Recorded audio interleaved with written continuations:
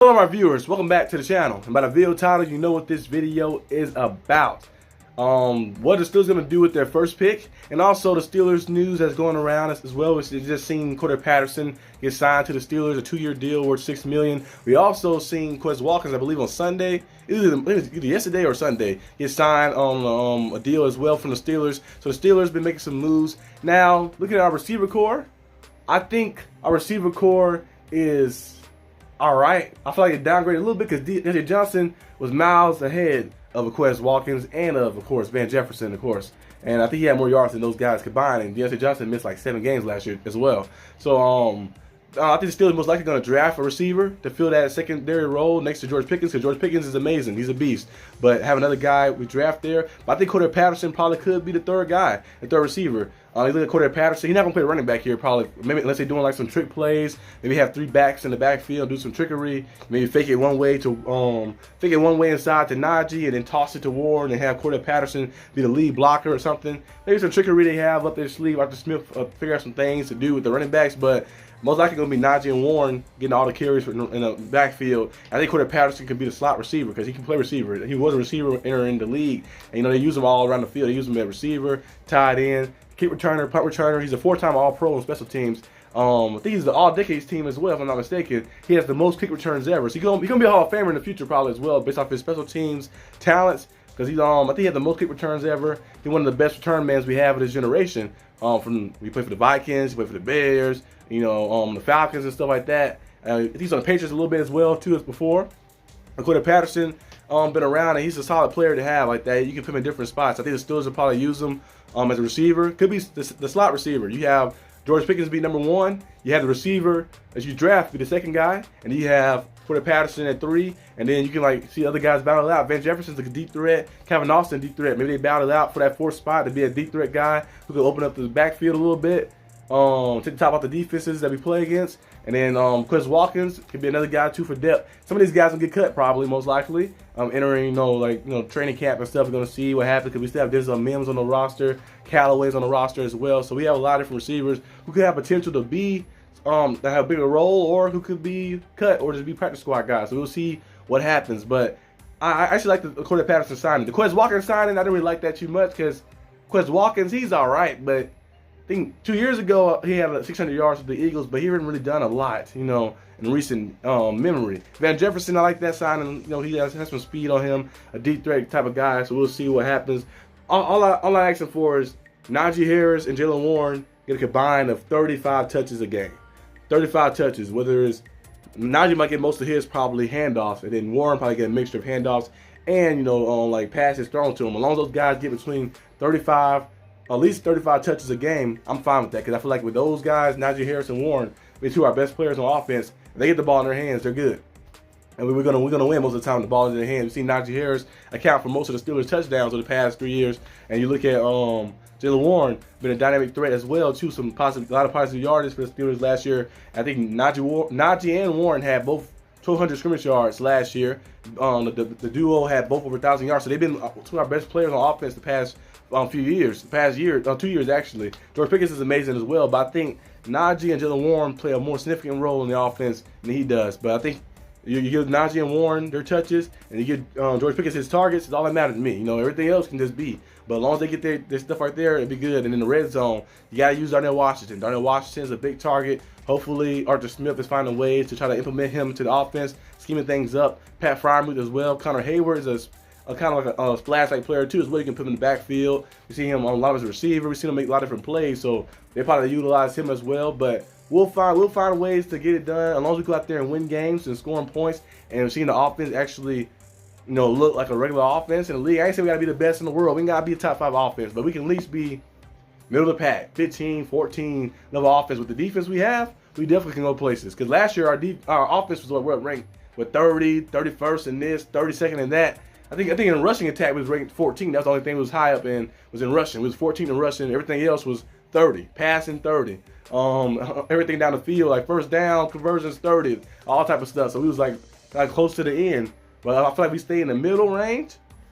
Like on our offense, kind of like average like 14 this, 10th in rushing. Like stay around that range with the defense we have and the capability they have to go out there and play with.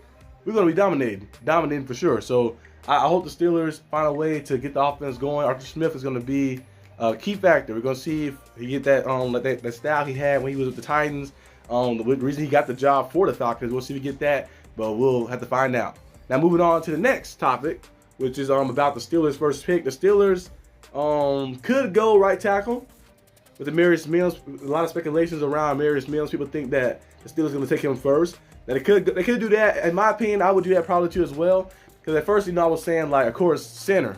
You can go center and get a center like that. But my guy in the draft, the guy who I like a lot in the draft, is Cooper DeJean. Cooper DeJean is a good player. I feel like if he's available there in that spot, you got to take him. He can play safety. He can play corner. We already got a safety now with Deshaun Elliott being there.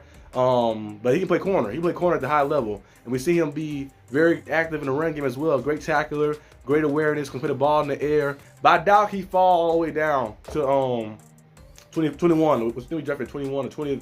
That he fall all the way down to that. He might be probably gone by 10, 11, 12-ish, so we'll see what happens. But if Cooper DeJean is available, you got to take that guy. That's going to be one of the best players. I think he'll be generational type of talent. Tyrann Mathieu-esque type player. His play style being versatile to play inside, to guard in the slot, to guard on the outside, to play safety. You probably put him a linebacker if you wanted to too, because the way he tackles, you just watch his film, you just see like just a football player, a natural born football player, a guy who's like a queen chess piece. You put him on any part all around like that, he can make plays happen. So if Cooper DeJean was available, I'll take him. But if we look at it like the sense of like, it's still is going like to build the O-line, I feel like Amarius Mims is better at his field. Justin Power Johnson is the best center in his field, but overall is the better graded player. Amarius Mims is a little higher than him. So I feel like Amarius Mims, if he's available, you take him, because the centers in the draft class, you can find some guys in the second round. You take Amarius Mims first, you probably can get Cedric Van Pran second. He probably still be around there in the second round. And they have chemistry for being in Georgia. You see Amarius Mims, Cedric Van Pran, Broderick Jones, Gardner Washington, George Pickens, all those guys play in Georgia, and they played with each other before. So they all have experience in being on the same team, and the chemistry is already there. Chemistry matters a lot in sports. People are cool and comfortable in the locker room, they can go out there and play better, especially when they're friends and they know each other and know what sacrifices they need to be made. So I feel like the Steelers could go the approach of probably going right tackle and then maybe switch it to center second round, and then third round probably cornerback. It's a lot of cornerbacks on the board as well. A lot of guys in the draft who are phenomenal cornerbacks, and most of the guys play man-to-man, like some 6'3" corners who have long arms, who can play the ball in the air as well. So the Steelers could go right tackle Amarius Mims, Cedric Van Pran, or Zach Frazier, in the second round. In the third round, bring a cornerback in. Then you see what happened. Maybe fourth round, linebacker to add more depth, because last year our linebacker core went down a lot. We had Landon Roberts go down a little bit. He came back though, and then Kawhi Alexander went down for the season. Cole Holcomb went out for the rest of the season as well. I think Cole Holcomb will be back this year. Landon Roberts will be here too as well. We got Patrick Queen, but it never hurts to have more depth in the linebacker position and more depth for the DBs as well. So we're going to see what the Steelers do in that situation. But I think the Steelers should go Amarius Mims, Van Pran or Frazier in round 2, then the cornerback in round 3. Maybe Kyrie Williams. Is it Kyrie Williams? No, Kyrie Jackson. Kyrie Jackson from Oregon, or Abrams Drain from Missouri. He's a good player too. So like one of those guys might be available in the third round. Go one of those ways, and hey, you'll see the team improve. And then you also can. We also have a third, I think a second, third round pick as well. So you can use that other third round pick to bring you a receiver on.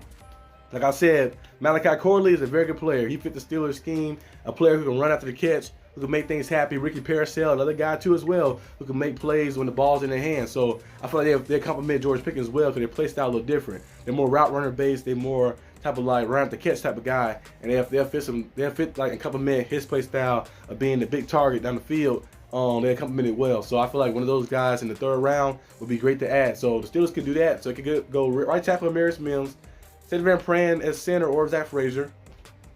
Third pick be receiver Malachi Corley or something. And then your fourth pick, which is another third round pick that you got too as well from the Eagles, could be Kyrie Jackson or Abrams Drain. And then you can use the other pick in the fourth round for a linebacker. Maybe Tommy Eisenberg, a guy I've been talking about a lot on the channel, who's very versatile, who can play zone coverage, who can get downhill, who can hit people as well. So the Steelers could go different ways in this draft. We're going to see what they do. Let me know in the comment section down below what you guys think the Steelers would do with their first pick, and how you feel about Patterson getting added to the roster, and Quez Watkins. But yeah, a lot of things is happening in the NFL world. We see a lot of rule changes. Kickoff return rule change. Now having Patterson, who like the 4-time All-Pro in special teams and who has the most kick returns in NFL history, having him, I think David Hester got the most punts, right? I think Hester got the most punt returns. I think Patterson got the most kick returns. If I'm not mistaken. If I'm mistaken, let me know in the comment section down below. But having him with the new rules too, the new rules kind of like XFL style. So the kicker starts kind of like 20 yards away from the line, and it kind of makes it a little easy. It makes it a little, maybe a little easier to go out there and actually get a kick return, because like you see how everybody's so close up. All you need really is this one block off the edge, and you probably can break free, especially. So I feel like that could be the Steelers seeing that, getting Patterson in, have him play kick return, and we might see some kick returns again. I think the last return we ever had, I'm trying to think, might be DJ against the Cardinals his rookie season. That might be the last one, I think. I can't think of anybody else running anything back. I know we had some almost potential ones before. Kevin Austin had a few last year that he almost broke free, but I think DJ against the Cardinals, the one he had, that was a cool game right there. I think DJ scored a few touchdowns that game. I think TJ Watt had an interception. Joe Hayden had 2 interceptions. We was lighting Kyle Murray up in that game. But I think that's the last one we ran back at it. Before that, Taylor Brown had a lot of those too. He was going crazy, you know. One against the Colts he had, and he could have had another one against the Browns too. He kicked the dude in the face. If he stayed on the outside, he would have scored. But I don't know. He was trying to get a highlight, I guess. I jumped over the dude. But yeah, we get Patterson back there and let him go out there and make some noise. Hey, we can see some special things happen on special teams. But that's all I got for the video today, guys. Hope you guys enjoyed this video. If you did, leave a like and subscribe for more content. I'll see you guys next time on the channel. Peace out.